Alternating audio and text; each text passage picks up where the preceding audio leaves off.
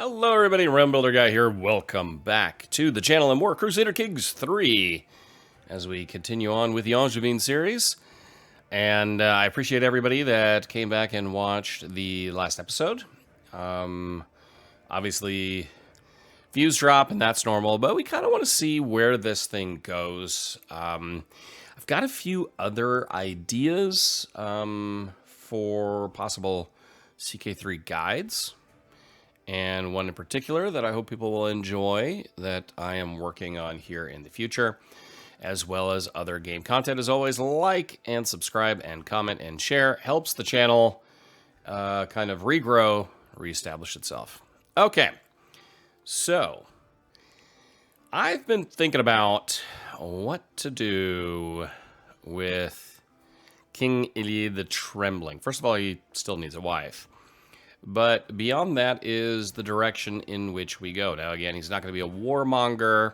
He is, he's craven and he's temperate, though compassionate. He is a diplomat and stewardship, an average. So it's more about making peace than war and developing one's own holdings, which, of course, we have a lot of areas that are currently open, so we're going to begin this little thing, turn down the speed and unpause it, by looking back here and seeing where we can further invest in within our own holdings. We can add something here, the chateau, we can upgrade it. We've got the money to a summer palace. Summer palace gives us more prestige gain, stress loss, control growth. So we're gonna do that in there. And beyond that, let's see. Not really a ton more. Some more here. We can upgrade things. Our castle, we could upgrade it in future, you know, once we get there. Let's see if we can do anything here. Our barracks, upgrade them to level 3. So that wouldn't be bad. Station heavy infantry damage goes up. Kind of would like, let's see, the wind sails, that really bumps up our tax revenue, which is nice. Yeah, I think we'll do that here. Let's see what else we've got. An invitation to Countess Amelie's feast. Amelie is the disgraceful, a Capetian. I have arrived at Angers to pay homage to you. The Duchess Marguerite in at once, of course. I accept your generous gifts. We are back to it. I mean, nah. We're going to decline that. I've got no real interest there, to be perfectly honest. We've got an alliance here with Duke Jacques of Aquitaine. And we will negotiate that alliance. Might as well. Can pardon our vassal, Count Nicholas. Marvelous news. Let's take a look at Count Nicholas. The merry. Yeah, he looks super merry. We will... You know, we will grant a pardon because, again, he is a compassionate man. So far, there just isn't much there in terms of good spouse. We can marry our niece, who's 10 years old, but we're going to let that go. Rourke comes of age. So proud to see my son no longer as a child, but as an adult, despite having had more than a fair share of experience with lying as a child. Rourke always found it difficult to apply that kind of creativity in any structured fashion. While he has shown himself fully capable of petty scheming, if you would call it refined, but refinement is not always what you need. So we will take a look at Prince Rourke, who is, of course, betrothed to Princess Isabella of England, daughter of King Henry II. And his strength, 17 in intrigue. I mean, that's not bad. That's not bad at all. for the potential future king of France. You know, I think that's a pretty good one to have right there. Go into an intrigue direction, which really haven't done in quite a few generations. And so I think would be make for an interesting direction in the future. But Helie at this time, he is only 37 years old, and he is in fine health. So we're not really concerned in that regard. Our brother Henri has died. Okay.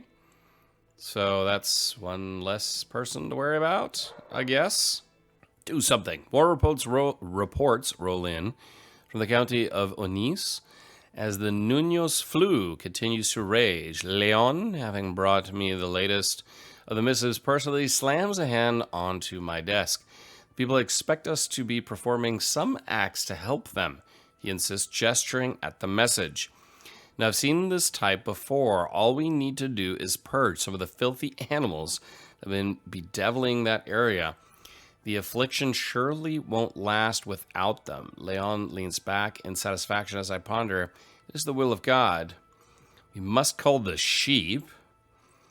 There's a chance we gain disastrous cull, which supply limit crashes by 50%. Holding taxes go down. And disease vectors reduced. Or don't be ridiculous. Please ignored. So clergy opinion goes down. And we lose 20 legitimacy. Yes, I mean, he's a craven, so he's scared of disease, so may as well do that.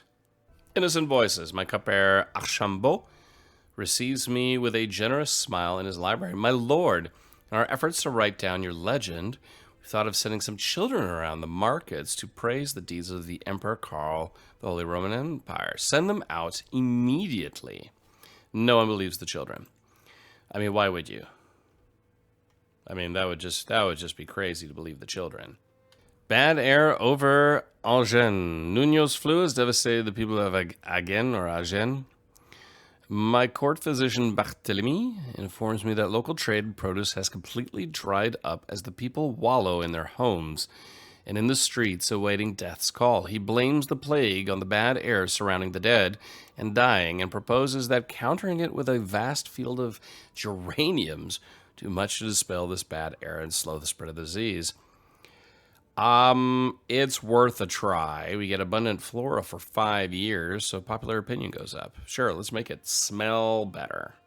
My fellow vassal, Duke Willem, has accused my vassal, Duchess Mafalda, of having had an extramarital affair with her lover, Julien. How could she defile the sanctity of her marriage? The crime cannot go unpunished. Guards. I am compassionate. These accusations are not but malice and lies. Yes, I think that fits more. But the secret has been exposed, of course, as always. Although there is no way to conclusively prove it, my fellow vassal Duke Willem has brought forward evidence that Anna is not the daughter of my fellow vassal Duke Willem, but that she was fathered by Julien, the knight of my vassal Duchess Mafalda. Anna is without blame, yet her consequences could be dire. Julien and Duchess Mafalda, on the other hand, I am lost for words. It seems to me every single time adultery is thrown at someone and we go, nah, I don't believe you. It's like, but I have proof. There's a child. Well, how about you bring the child first? You know, the gotcha moments sometimes in this game get to be a little bit old, to be perfectly honest. Now we've got a new perk to unlock here. And an alliance, Prince Bohemond of Aragon. Eagerly propose to formalize our ties that bind us. Absolutely, I am fine with that. And a new diplomacy perk. Forced vassalage. You are able to use forced vassalage. Vassalization casus belli. Adaptive traditions. Yes, we will forcibly vassalize people. Councilor Reina is dead. So we need to fill a new position of Chancellor. From dust, finally the plague has left the realm, and we must take this as an opportunity to rise from the chaos it left in its wake. We now emerge from the wreckage of the old world, and the time has come to consider the new. We must spare no expense to rebuild. Alright, a new Chancellor, who would be Archambault, Dauphin, Roger the Forgetful, Viennois. Okay, he is also a powerful vassal, so we will give it to him.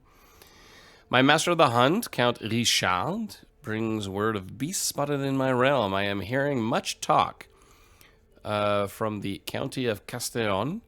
It is said there are excellent prospects of hunting thereabouts, with many a worthy hart seen roaming the valley. Very interesting. Game sighting, if I remember correctly. That's right, he is a hunter. So, Roja, we will assign you to be our new chancellor. So, that will have one less powerful vassal who wants something. We can also ask our vassal, our vassal, wouldn't that be nice? The head of our church, grandeur has been increased for cash and 2,300. Well, we can't ask because we just in real time lost that support. Okay, I don't really care. I don't really need that money right now. You know what? We will actually plan this hunt to now go after. We will confirm the hunt itself. And it was sighted in Castellon. So destination selection. Locations you pick will be displayed on the map. A hart sighting, stag sighting, stag sighting. Do we have anything closer? We have a wolf sighting here. A boar sighting. I mean, do we really want to go all the way down to Spain for this? If we select that, whew, that is a long trip, my friend. And I'll be honest, I don't see that happening. You know what? I am gonna go with that is probably not the best one, so we're gonna quit that just because that's a little too far away. Grand tournament. I know we're not married. Master of the Hunt vacation. Position has been vacated. Let's actually go through some of the positions we have here and see what is currently open. So we've got a caravan master that's open. Not worried about that. Court chronicler, court musician. Yeah, there are a few here. Court musician, we've got nobody that would be good at that. A chronicler, Archambault. He wouldn't be bad. He's our cupbearer, antiquarian, or spy master, or sister-in-law. I was kind of hoping for someone who doesn't already have a job. Prince Rorg would be the court tutor.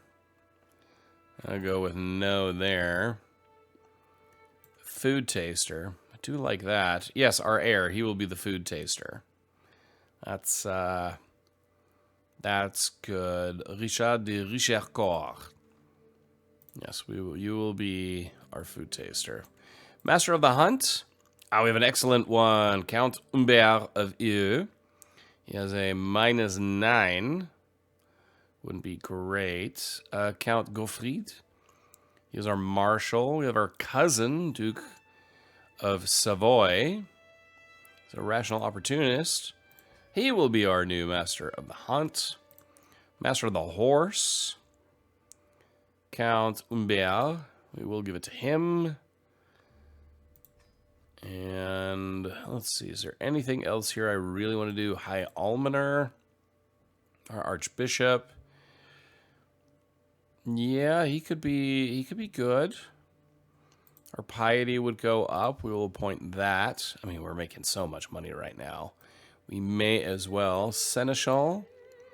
Anybody there? Our half-brother, Prince Guillaume of France, who would be good at this. Sure, we'll give him that court appointment. Court jester, I'm not worried about that. A bodyguard. Bold atheist, Totil. Leon. He is an average knight. We'll appoint him as a bodyguard. A personal champion. Richard de Richercourt.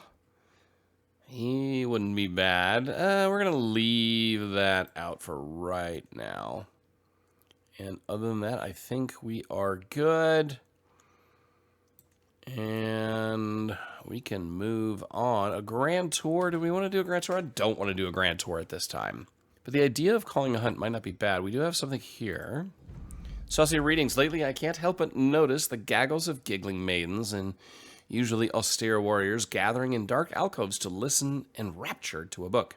Today, I finally cornered Freya with the book in her hands. There are pages upon pages of poetry, graceful in form, but lascivious in nature. The angelic beauty of all sorts of women is exalted by gentle words, which can barely cover the poet's very earthly desire. I am silent while I ponder the probable reaction of Archbishop Leon, and Freya stares at me in apprehension. Purify them with fire. No. Culture comes in any form. Let them read. Ooh, juicy. Make it disappear, and I'll pretend I saw nothing. Yeah, I think that's probably the best way to go about it. And at this point, we're not going to hold court, but what I do want to do, the benevolent Helie, I've heard good things about you. What is the Pope? Start exchanging letters with Adrenius immediately. But I would very much like to go to a court decision. Not a court decision, sorry. Activities. And where'd you go? We want to go hunting. So let's plan a hunt. That was actually a good idea. A wolf sighting. We've got nothing here. High development, nothing there. We're going to go to Clairvaux. And we're going to add... Let's see, there's one chance of medium danger in one location. So caravan master. We don't really have anybody. Our sister-in-law, Princess Adelaide, is caravan master. Sure. Why not? Travel option. Mercenary guards. I don't know. We don't really need anybody, I don't think. Bring medical equipment. Plague danger goes down. And a forest guide. Okay, and we will do this to slay the beast. Confirm. And yeah, search parties, we got that, and we will start the hunt. Haven't done an activity in quite a while, and I hope all goes well. So, what does the Pope like to talk about? Well, obviously he's good in learning, stewardship, he's ambitious, wrathful, and stubborn. Tone collections. Let's see what happens there. You've greatly misjudged me if you think sycophantry will get you anywhere. Oops. Oh well. So much for that. We tried. It's worked in the past. Who really knows which way it's going to go? It's kind of a crapshoot at times. Heart to heart. Long after most have gone to sleep for the night, I still find myself seated by the campfire. What's wrong? Satul asks as he sits down next to me with a concerned expression on his face. At first, I don't know what to say, but as I start talking, it just comes out naturally. All my stress, my worries, my day-to-day issues. I just keep thinking about the time when I can't help but wonder if I should have done things differently. What about you? You won't believe what I have to go through. Okay, what about you? Okay, so soon the hunt shall begin. Etiennette comes of age. Etiennette always seeming to seek authority and order. Etiennette has not become as proficient as expected, blah, blah, blah, blah. Okay, they grow up so fast. Greasing mouths. A vassal often clamors to gain the attention of their liege, but for once that particular table has been turned. Jeanne would be such a boon to have as an advocate for the heirs of Charlemagne. I must make every effort to get him on side. I must think carefully about what would be best to catch his eye. Perhaps a promise of investment in his holdings. Maybe a simple promise of a favor. My eye drifts over to inviting the wild on the other side of the room. Maybe swayed by such a gift? Surely he wouldn't turn that down. What is inviting the wild again? This book contains blah, blah, blah. You know what? Liege's favor would suffice. Betrothed can marry. Excellent. We're done with that. Prince Centul assembles the party as the sun rises over the camp in the forest near Clairvaux. My men have been gathering sightings of the boar that roam the local area. The local gamekeepers have scoured the vicinity for recent tracks and fumes. There is clearly a stout boar in the area. Dangerous but worthy game. Let's see if the rumors are true. Let's get out there. The noise of the others have faded as my vassal Duke Gige, I don't know, and I stalk up on the boar. We are almost within striking distance when he whispers, "Now that we are finally alone, something I have to tell you about Prince Joffrey." "Talk later, vassal." I mean, he's compassionate and all, but he's there to do something. My Chancellor Roger is crouched down on the ground, humming cheerfully, picking delphiniums. Thomas, my vassal, peers over his shoulder, listening intently. "King, what a bounty of nature. Look at these plants. Truly, the wealth of the earth knows no bounds. We do not appreciate these simple treasures enough. Get back on your horse." Concerning the boar, my vassal Dauphin Roger is the first to spot the sharpened tusk. Powerful boar is hard to distinguish. There's no doubt it's there, observing us through the leafy bushes. It locks eyes with me, and almost as though the animal senses my intent, suddenly takes off. Now, after it, we ride. He's craven, but he's a hunter. Steady, mind the brook. Ambush. He's a hunter. He loves hunting. He's thinking. So steady, mind the brook. You will attempt to corner the boar with a spear. Treacherous game. Like all game, the slippery boar has many tricks, blenches, and ruses that can fool even experienced hunters. My vassal Duke Thomas has halted the party. The boar has been standing perfectly still in the dense undergrowth, unflinchingly getting behind us. Even under the dogs' noses, there is no agreement over which course to follow, and each moment we tarry puts us further from our prize. Patience. This should be easy to solve. So options available because a hunter, yes. So we're going to do that. Oh, success chance has increased greatly. After hours of running, we are finally cornering the wily beast. Our chase has not been in vain. The exhausted, panicked animal has turned to bay, struggling to stand and squealing in panic. The proud boar squeals terribly, sharpened tusks ready to cleave in twain any who approach, as it is surrounded by sheepish hounds and huntsmen. I'll bring it down myself. 40% chance that it kills you. Unleash the hounds.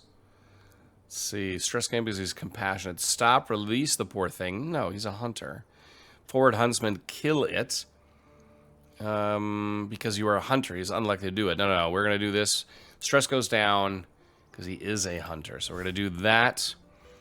And you slay the boar. I heft my spear and cautiously move towards the exhausted animal. Choose my bow carefully, plunging my blade deep into its heart. Take that. Bounty of the Wild. Hunts like these are pure joy. I cannot wait for next year. There's nothing quite like the thrill of bringing down a mighty beast.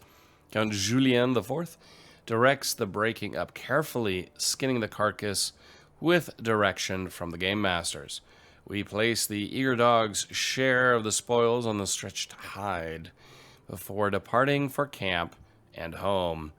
Its lush pelt will be an excellent conversation piece. My acquaintance, King Gonzalo, I will appreciate the trophy. Yes, I don't need another trophy. And we shall finish the hunt. So, successful hunt done. And, yeah, overall, that was all very, very good. Plays for hire. Heard tell of the military exploits of the legendary French mercenaries. In passing through Auxerre, I am fortuitous enough to come across a highly skilled mercenary commander. Raoul claims that he is the finest French swordsman in the world and would be honored to serve for the right price. And the right price he shall have. He'll be recruited to the travel entourage. Okay, we can negotiate the price. 50-50. Oh, we spent 75 prestige. Okay. Thank God I can go inside. We are back home after 208 days and drop that stress even further. A successful hunt indeed. What do we have here? Grand Tour? No. Grand Tournament? No.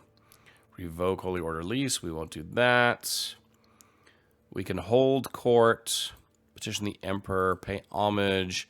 Yes, let's... actually, we shall hold court. Haven't done that in a long time. In Helie. We'll do it now because the realm needs to see him even without a queen. That he is a benevolent and compassionate liege lord. So let us hear the petitioners. All right, Jester for the first in line to approach. So, my vassal, Count Gosselin, has been nursing a temper while awaiting an audience. My lord, I cannot abide your tolerance of unbelievers like Countess Angelina in the realm, even amidst the nobility.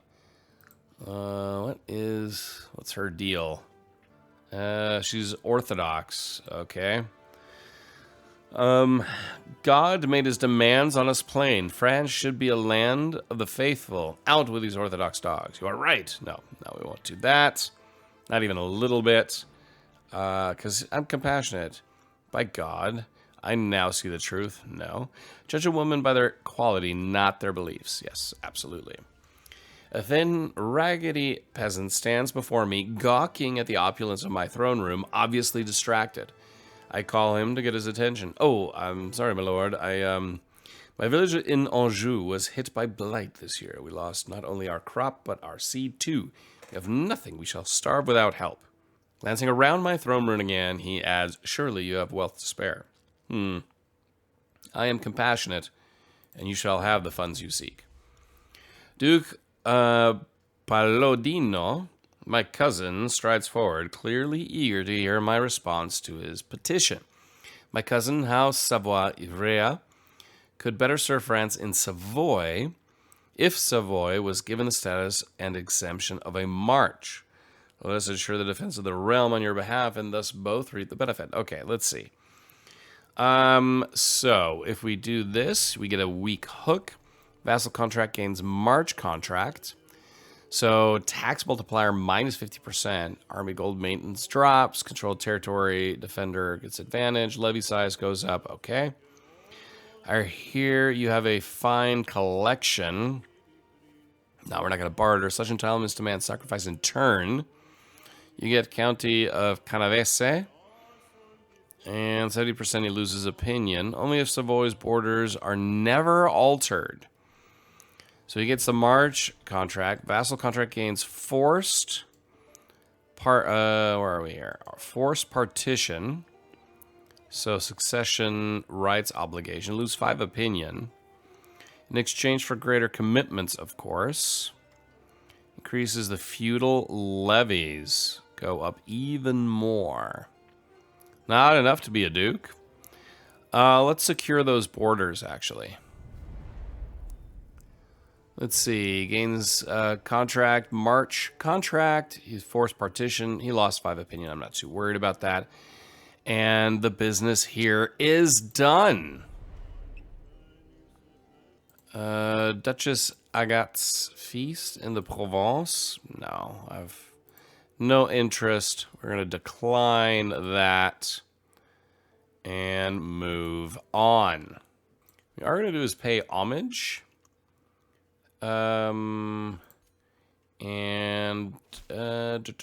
Greetings, my benign. I have in Angers to pay homage to you, Duke Thierry. Come in at once. Serve me well, Duke Thierry. And yeah, oath of faithful service to the kingdom. We can give gold to the king. Or submission. Demonstrate submission, yes. We will pay homage. And start traveling.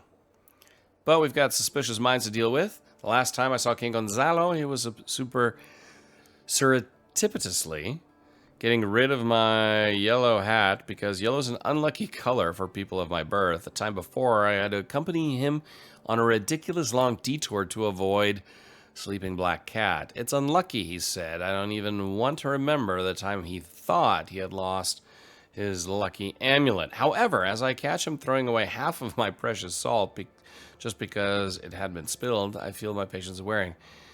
What if it's all true? Nonsense. Fresh start. All right, off we go. Betrothal. Arrange betrothal. Oh my gosh. More to do here. Bovine bounty. Journey through Longues. Unveils sprawling pastures dotted with cattle. As my retinue pauses at the edge of a verdant field, the herdsman approaches, cheerfully strumming his lute. He grants a broad, smiling greeting. My lord, he begins. These beasts are the pride of our province.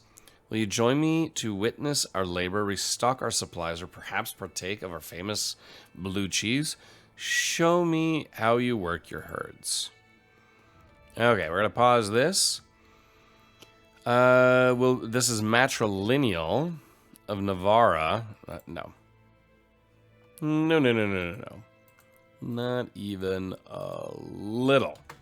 Homage, taking the knee. Servants usher me to Emperor Guillaume's great hall in Blois, where he sits his throne, waiting to hear my pledge.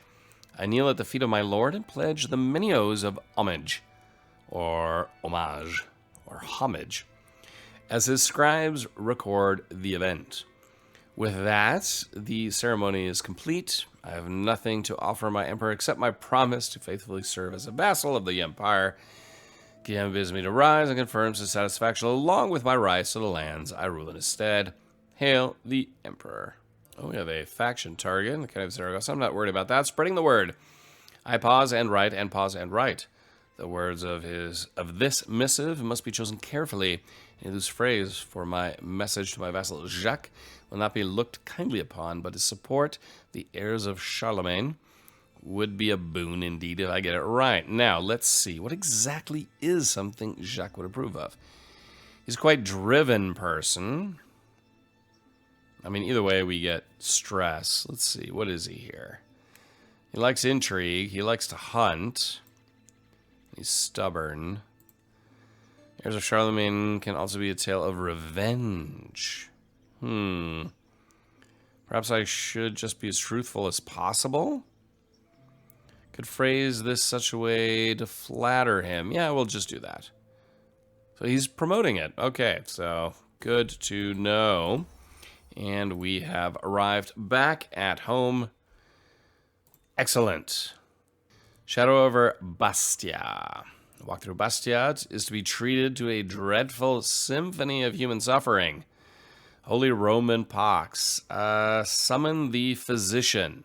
I think desperate measures are required simply because I am craven and scared of disease. Absolutely. We will treat this as best we can. Inspired person can be sponsored. I'm not worried about that. More myth and legend. A word, my lord. Court physician Barthélemy approaches me with a worried look on his face. It's about legend. Ugh, gosh, guys, get your editing down. Seriously, people. Prince Geoffroy has been heard doubting it. The court gossip has started to echo him.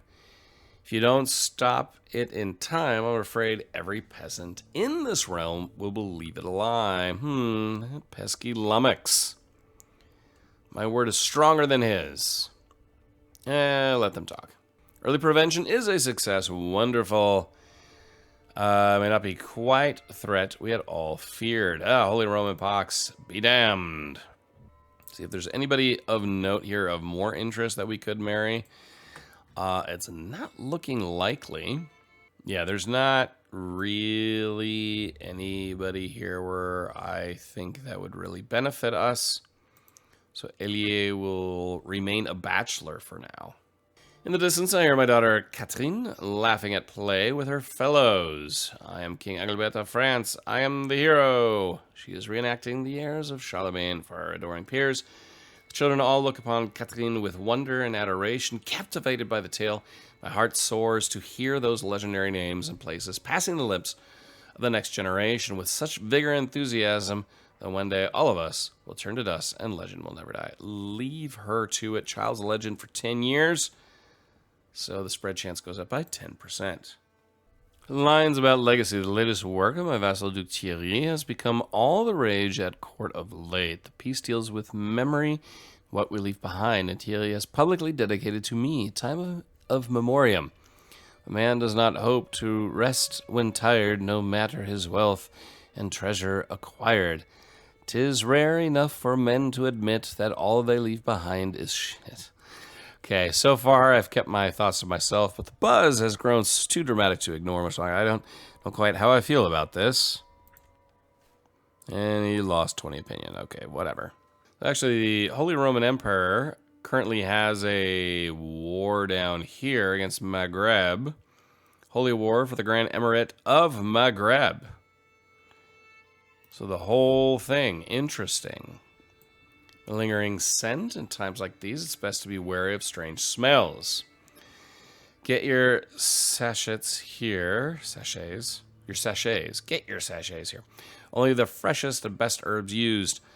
Crafty merchant stall was covered in various aromatics, and she holds a pouch filled with them in each hand as she hawks the wares. She notices me and extends one for me to try. Only the best, my lord.